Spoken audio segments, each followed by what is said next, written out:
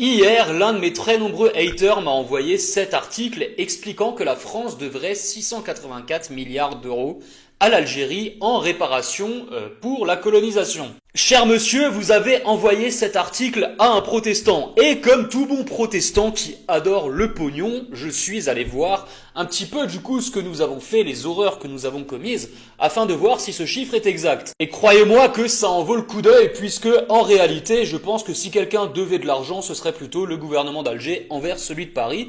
Mais faisons les comptes si vous le voulez bien.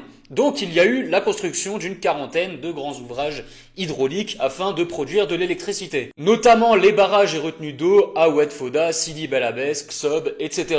La mise en valeur d'environ 2,7 millions d'hectares de terres agricoles. La construction d'une quarantaine d'hôpitaux modernes dans les plus grandes villes, dont Alger, Constantine et Oran. Environ 1500 dispensaires ruraux, ainsi que la mise en place de la médecine préventive, donc en gros tout ce qui est de la prévention pour les maladies sexuellement transmissibles, les vaccins, etc.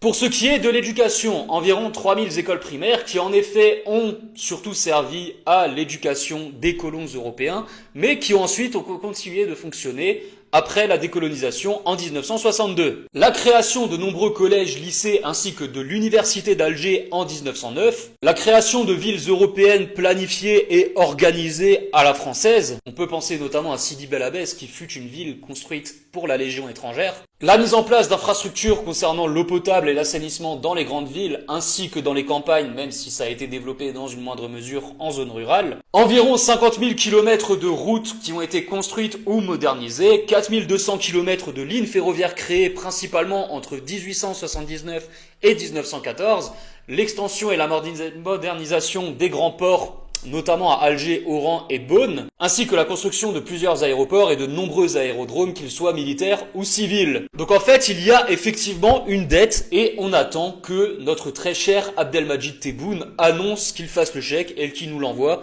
Je pense que ce serait la moindre des choses.